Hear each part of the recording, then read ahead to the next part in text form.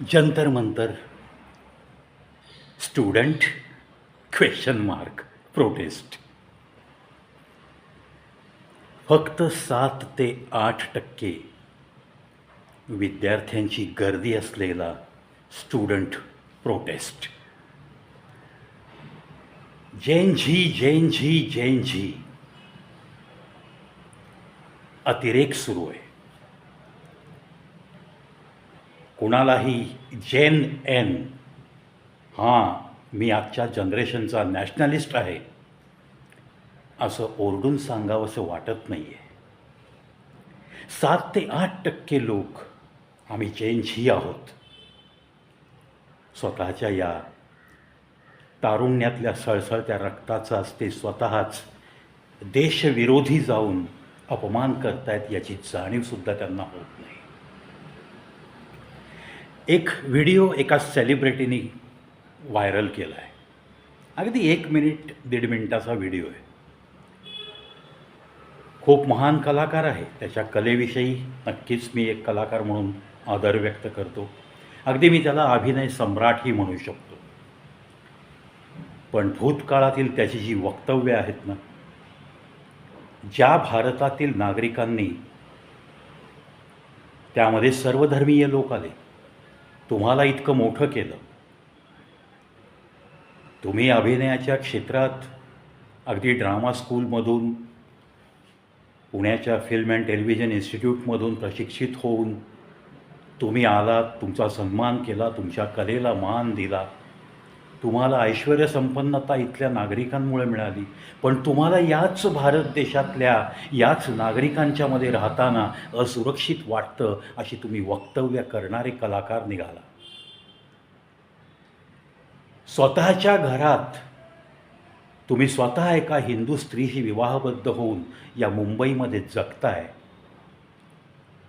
अतिशय सुंदर असं ऐश्वर्यसंपन्न आयुष्य जगताय आणि तरीसुद्धा तुम्ही तिच्या भाऊबंधांमध्ये राहताना तुम्हाला असुरक्षित वाटतं असं म्हणून तुम्ही तुमच्या अंतर्मनातली खतखत बाहेर काढलेली व्यक्ती म्हणून या भारतात प्रसिद्ध झालात. म्हणजे तुम्ही अभिनेता आहेत याच्या प्रसिद्धीपेक्षा तुमची ही प्रसिद्धी खूप महान झाली, खूप मोठी झाली असंच मी तरी मानतो. तो आता 1 मिनिटाचा 1.5 मिनिटाचा व्हिडिओ, मी सॅल्यूट करतो त्यांना, त्यांच्या अभिनयाला सॅल्यूट करतो, त्यांच्या या व्हिडिओतल्या सुरुवातीच्या भावनांना मी सॅल्यूट करतो. पण त्यांनी जो व्हिडिओचा एंड केला आहे ना, I want to speak about that. त्यांनी त्यांची जी लकब आहे शब्द उच्चारण्याची शेवटचे, की इन चीज़ों को भी याद रखा जाएगा, ह्याच्यामधनं एक धमकीचा वास येतो आहे. म्हणजे तुम्हाला महान अभिनेता म्हणून जनतेने सन्मानित ठेवायचं, तुम्ही कुठे जाल तिथं गुलाबाच्या पाकळ्या उधळायच्या, स्तुतिसुमनं उधळायची, तुम्हाला हार तुरे घालायचे, तुमच्या अभिनयाचं कौतुक करत या सामान्य जनतेने जगायचं. आणि तुम्ही एखाद्या परकीय देशातला एखादा दुश्मन आजूबाजूचा ज्या पद्धतीने धमकी देऊ शकतो या भारताला, त्या पद्धतीने तुम्ही वक्तव्य करायची.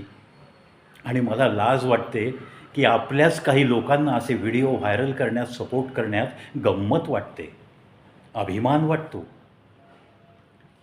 ज्या प्रोटेस्टला फॉरेन फंडिंग आहे हे तुम्हाला जगजाहीर दिसतं आहे, ज्या प्रोटेस्टमध्ये फक्त नीट परीक्षेचं निमित्त करून ज्या पद्धतीने भारताला कसे त्याचे तुकडे होतील अशी वक्तव्य करणाऱ्या गँगमधल्या, ज्याला आपण सेपरेटिस्ट असं म्हणू, त्यांना त्या लोकांना मंच दिला जातो. ज्या अफजल गुरूला संसद भवनावरती हल्ला केला आणि आतमध्ये घुसला आणि इतर लोकांच्या जीविताला धोका करण्यासारखं कृत्य केलं म्हणून ज्या भारत देशाने अफजल गुरूला फाशीची शिक्षा सुनावली, त्याच वाटेने तुम्ही विद्यार्थ्यांना नेताय. जेव्हा तुम्ही एखादा प्रोटेस्ट करता, तो शांतताप्रिय रीतीने तो प्रोटेस्ट पुढे गेला पाहिजे. आपले पूजनीय महात्मा गांधीजी, अण्णा हजारेजी यांनी ज्या पद्धतीने शांतताप्रिय प्रोटेस्ट केला, त्या पद्धतीने तुम्ही जायला हवं. कारण तुम्ही विद्यार्थी जर असाल तर तुमच्या भवितव्याचा तुम्ही विचार केला पाहिजे. जेव्हा एखाद्या मॉबमध्ये तुम्ही एकत्र येत आहे सगळे विद्यार्थी, तेव्हा तुमच्या जे कोणी अध्यक्षपद भूषवत आहे त्याची एक जबाबदारी असते की आपल्या मॉबमध्ये अजून दुसरं तिसरं कोणी शिरलेलं नाही आहे ना. कोणत्या क्रिमिनल ॲक्टिव्हिटीज करणारी लोकं नको त्या क्रिमिनल ॲक्टिव्हिटी करतील आणि नाव तुमच्या स्टुडंटचं बर्बाद होईल अशी काही शक्यता निर्माण झाली आहे का, हे पाहणंसुद्धा या स्टुडंटच्या जे कोणी अध्यक्षपद भूषवत आहेत, जे कोणी या मोर्चामध्ये पुढे येत आहेत. For example Abhijit Dipke, who is resident of America, आणि त्याला इथं येऊन मोर्चा करावा लागतो, त्याला इथं येऊन भूक हडताल करावा लागतो, हीच शोकांतिका आहे. एज्युकेशन रिफॉर्म्स ठीक आहे. प्रत्येक सुशिक्षित नागरिकाला आपल्या भारत देशामध्ये जी काही शिक्षण पद्धती आहे त्याच्यामध्ये काही बदल सुचवायचे असतील तर या लोकशाही राज्यामध्ये नक्कीच त्याला अधिकार आहेत. पण एज्युकेशन रिफॉर्म्स या नावाखाली, या टायटलखाली जर तुम्ही काही सेपरेटिस्टना मंच देणार असाल आणि ते जर त्यांची राजकारणातली पोळी भाजून घेत असतील तर हे मात्र चुकीचा पायंडा पडतो आहे. ठीक आहे, बांगलादेशमध्ये असं घडलेलं आहे. चेंज ही रस्त्यावर आली, पंतप्रधानांच्या निवासस्थानापर्यंत गर्दी गेली, नको ती पंतप्रधानांच्या निवासस्थानामध्ये विटंबना केली गेली. त्या निवासस्थानातल्या कोचवरती हा तरुणाई मस्तपैकी मस्ती करताना व्हिडिओ व्हायरल झाले. पण बांगलादेश आणि Nepal cannot be compared with India. एकतर ते छोटे देश आहेत, एकतर तिथं लिटरसीचा रेट कमी आहे, आणि जे या छोट्या देशांमध्ये श्रीलंका, बांगलादेश, नेपाळ इथं घडलं तेच आपल्या भारतात घडू शकत नाही का, अशी वक्तव्य जर बिहारमध्ये एखादा सेपरेटिस्ट करत असेल, गेल्या 3-4 वर्षापूर्वीच्या या घटना आहेत, म्हणजे हे प्लॅनिंग कितीतरी जुनं आहे. आणि त्याच पद्धतीने पूर्वी झालेल्या काही आंदोलनांच्या त्या पायवाटेनी हे स्टुडंटचं, म्हणजेच देखावा स्टुडंटचा, पण आतमध्ये मोटो काही इतर लोकांचा. अनेक प्रकारचे तिथे सपोर्टर्स तिथे बसलेले आहेत, त्यांच्याकडं हातात बोर्ड दिसत आहेत. मुंबईमध्येच प्रोटेस्ट झाला यांना सपोर्ट करण्यासाठी, त्यामध्ये त्या मॉबमध्ये औरंगजेबाची तस्वीर हातात असणं अभिप्रेत आहे का? कोणत्याही पद्धतीने तो विद्यार्थ्यांचा मोर्चा असं जाणवत नव्हतं. म्हणजेच कुठेतरी एक छुपा अजेंडा घ्यायचा, फंडिंग करायचं, आणि मग स्टुडंट हा एक हुकमी एक्का समोर करायचा. त्यातून मग एक 2-4 वेळा लाठीमार का झाला? स्टुडंटनी जर पेपर स्प्रे एखाद्या पोलिसाच्या, तो ड्युटीवर असताना, त्याच्या अंगावर वर्दी असताना त्याच्या चेहऱ्यावर, त्याच्या डोळ्यावरती पेपर स्प्रे मारायचा, यानंतरसुद्धा वर्दीने काय हात जोडायचे? मे बी पोलिसांच्यामध्ये काही गणवेश नसलेले काही लोक होते, असेही काही व्हिडिओ व्हायरल झाले. कधीकधी विदाऊट युनिफॉर्म स्टाफ आपल्या सरकारला नक्कीच नेमावा लागतो. फॉर एक्झाम्पल तुम्ही आजची आषाढीची वारी घ्या. जे काही 13-14 लोकांचा तिथे गोतावळा जमा होतो या विठुरायाच्या दर्शनासाठी, तो गोतावळा ज्या ज्या ठिकाणाहून वाऱ्या येत असतात त्या प्रत्येक वारीमध्ये काय तुम्हाला फक्त युनिफॉर्म घातलेले पोलीस ठेवतात? तसं नाही करता येत. तुम्हाला वारकऱ्यांच्या वेशातसुद्धा काही पोलिसांना तिथे डेप्यूट करावं लागतं. हां, आता एवढं करूनसुद्धा जर काही घातक लोक तिथे शिरलेले असतील सरकारद्वारा, तर ते सुद्धा त्याच्याविरुद्ध आवाज उठवण्यासाठी आपल्याकडं हायकोर्ट आहेत, सुप्रीम कोर्ट आहेत. तुम्हाला तुमचे मुद्दे मांडण्यासाठी राज्यसभा आहे, लोकसभा आहे. तुम्ही ज्या प्रांतातून येत आहे त्या प्रांतातले तुमचे खासदार असतील, आमदार असतील, त्यांच्या वतीने तुम्ही निवेदनं देऊ शकता. पंतप्रधानांना गोळ्या घाला, राजीनामे मागा. या पद्धतीने स्टुडंटच्या आडून ज्यांना फायदा होणार आहे पॉलिटिकली, ज्यांना राजकारणामध्ये येत्या निवडणुकांमध्ये फायदा कमवायचा आहे, ही लोकं जर या विद्यार्थ्यांचं आयुष्य बर्बाद करणार असतील तर ते अतिशय चुकीचं घडतं आहे. जेन झी अशा आरोळ्या देण्याच्या आधी स्वतःला एकदा आरशात बघा आणि why don't you call yourself as Gen N? Why don't you feel that you are also a nationalist? तुम्हीसुद्धा एक भारतावर प्रेम करणारे नागरिक आहात, असं तुम्हाला का आतून वाटत नाही? तुमच्या मागण्या रास्त असतीलसुद्धा, पण या प्रोटेस्ट करताना जर सरकारी मालमत्तेचं नुकसान केलं, पोलिसांवरती हात उगारला आणि अशा पद्धतीची तुम्ही रायट केले, अशी जर तुम्हाला काही 147, 148, 149 अशा IPCच्या, जुन्या IPCच्या या कलमाखाली जर तुमच्यावरती गुन्हे दाखल झाले, FIR झाली, तर तुम्हाला नंतर कुठल्याही देशाचा व्हिसा मिळणं काय, भारतात नोकऱ्या मिळणंसुद्धा अवघड जाईल. म्हणूनच जे काही 7 ते 8% विद्यार्थी या प्रोटेस्टमध्ये आहेत, त्यांनीसुद्धा नीट विचार करावा आणि शांतताप्रियतेने आपल्याला कसं जाता येईल. जे कोणी 3-4 मंडळी, प्रकाश राज, प्रशांत भूषण, सोनम वांगचुक, ज्यांना आज लडाखमध्ये आमदारकीचं वचन दिलं गेलं आहे अशाही बातम्या येत आहेत. कधीकधी या उपोषणामध्ये स्मूदी नावाचा पदार्थसुद्धा पाजला जातो गुपचूपपणे. जेव्हा ते लघुशंका करायला जातात त्यावेळेस थोडीशी ताकद राहण्याकरता अशी काही पल्प आणि अशी काही ज्यूस गुपचूप पाजले पण जातात असंही ऐकलं आहे. पण असं करत असताना जर कोणी एखाद्याने त्यात पॉयझन घालून जर तुम्ही गेलात तर सरकार डळमळीत होईल आणि आपला मोठं साध्य होईल. अशाही काही विघातक तुमच्याकडं मिसळलेले लोक असू शकतात.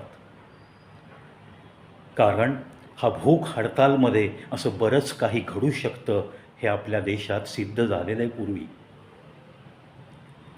जे काही चाललं आहे, इल्लिगली लाठीमार झाला असेल त्याच्या अगेन्स्ट तुम्ही रिट दाखल करू शकता. त्याच्या अगेन्स्ट प्रत्येकाने याचिका दाखल करावी, व्हिडिओ शूटिंगचं प्रूफ द्यावं, त्याप्रमाणे सरकार नक्की ॲक्शन घेईल. सरकारने नक्कीच पहिल्या दिवसापासून बोलण्याची मानसिक तयारी दाखवली आहे. जो कोणी एक अमेरिकेवरनं उतरला, दिल्लीमध्ये लँड झाला, तो मेसेजेस करतो की मला आता ताबडतोब अटक होऊ शकते, असं होऊ शकतं, तरी पण तुम्ही आंदोलन करा. आणि तरीसुद्धा त्याला अटक होत नाही. त्याला 18-19 दिवस अलाउड केलं जातं. लोकशाहीचं राज्य आहे हे सिद्ध झालेलं आहे आता. पण तुम्ही जर वर्दीतल्या माणसावरती पेपर स्प्रे मारत असाल, वर्दीतल्या माणसाची डोकी फोडत असाल, लांबून कोणीतरी दगडफेक करत असाल या वर्दीवरती, तर ती वर्दी गप्प बसेल अशा अपेक्षा ठेवणं साफ चुकीचं आहे. आणि जो माणूस भारतामध्ये राहणं मला असुरक्षित वाटतं याच्या व्हिडिओला प्राधान्य देत असेल, त्याच्यासुद्धा भारतीयत्वाबद्दल मला शंका घेण्यास जागा ठेवतो तो. त्या नसीरुद्दीन शहाचं हे मला शेवटचं वाक्य खूप खटकलं आहे की हर चीज को याद रखा जाएगा. ही काहीही नाही, ही विनंती नाही आहे, काही नाही आहे, ही स्ट्रेट वे धमकी आहे. म्हणजे तुम्हाला बोलण्याचं स्वातंत्र्य दिलं याचा अर्थ तुम्ही वाटेल त्या पद्धतीने सरकारला धमकावणं हा तुम्हाला अधिकार मिळाला असं समजणं हे तर फार फार चुकीचं आहे. त्यामुळं या सेलिब्रिटी, स्वतःला सेलिब्रिटी म्हणवून घेणारे किंवा अभिनेता सम्राट म्हणवून घेणारे, ज्यांचा आम्ही आजही मानसन्मान राखतो, त्यांच्या अभिनयाला आम्ही आजही सॅल्यूट करतो, सवाल तो नाही आहे. त्यांनी स्टुडंटला पाठिंबा दिला हेही आम्ही रास्त मानतो. स्टुडंटच्या जर योग्य त्या मागण्या असतील तर त्या सरकारने ऐकल्याच पाहिजेत. शेवटी हा लोकशाहीचं राज्य असलेला आपला एक मोठा भारत देश आहे. परंतु जर काही चुका प्रोटेस्टरकडनं होत असतील तर तेव्हासुद्धा वर्दीने हात जोडावेत अशी जर अपेक्षा काही सामान्य जनांची असेल तर ती अपेक्षा साफ चुकीची आहे. आणि स्टुडंटला भयकून जर राजकारणात कोणी पोळ्या भाजत असतील, जर कोणी जुनैद नावाचा क्रिमिनल तुम्हाला बिर्याणीचे हंडेच्या हंडे खाऊ घालत असेल, तुमच्यासाठी प्लेट्स मांडत असेल, तर तेही चुकीचं आहे. जर ब्लिंकिटवरून तुम्हाला 10,000, 15,000 ब्रेड्स तिथे येत असतील तर त्याचं फंडिंग नक्की कोण करतं आहे याच्या तळामुळाशी नक्की जाणं गरजेचं आहे. जर कोणी अध्यक्षपद अमेरिकेतनं येऊन भूषवत असेल तर त्याच्या तिकिटाचा खर्च कोणी केला, तो 5 स्टारमधल्या ॲमेनिटीज कशा अवेल करतो आहे, त्याला कोण देतं आहे याच्या पण मुळाशी जाणं फार गरजेचं आहे. स्टुडंटचा प्रोटेस्ट हा स्टुडंटचा प्रोटेस्ट असाच दिसला पाहिजे, तो दिसत नाही. आणि मंचावरती जर विविध पक्षाचे लोक दिसत असतील तर nothing is there except political agenda असंच मी रिमार्क मारतो. आणि हा मोर्चा, हा प्रोटेस्ट, जे काही त्यांच्या मागण्या आहेत त्या शांतताप्रियतेने मान्य व्हाव्यात. पण कोणाचाही पंतप्रधान पदासारख्या पदाचा राजीनामा मागण्याचा बालिशपणा कुठल्याही स्टुडंट्स असोसिएशननी करू नये. जे काही घडलं आहे 10-12 वर्षात, जी काही प्रगतीची वाटचाल सुरू आहे देशाची, त्याचं थोडं अंतर्मनाने विचार करावा.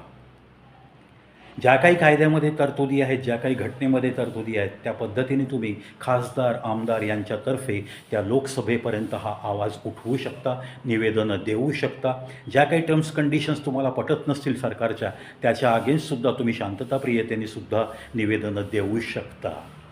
स्वतःचं आयुष्य बर्बाद करून आपण घेतो आहे का, हा प्रश्न सगळ्या स्टुडंट्सनी, जे काय आता सध्या राहिलेत 7 ते 8%, 7 ते 10% स्टुडंट राहिलेत, त्या विद्यार्थ्यांनीसुद्धा नीट विचार करावा. तुमच्यासोबत तुमच्याच वयाचे विद्यार्थी आहेत का मोर्चामध्ये मागं? तुमच्या प्रोटेस्टला सपोर्ट कोण कोण करते, त्यांची वयं काय आहेत, त्यांचा नक्की मनातला छुपा एजेंडा काय आहे, या गोष्टींचासुद्धा थोडा अभ्यास करून मगच तुम्ही हा प्रोटेस्ट कंटिन्यू करा. असंच मी सगळ्या विद्यार्थ्यांना त्यांचं करिअर बर्बाद होऊ नये म्हणूनच हात जोडून विनंती करतो आहे. राहता राहिला पुन्हा एकदा मी त्या व्हिडिओकडे येतो आहे.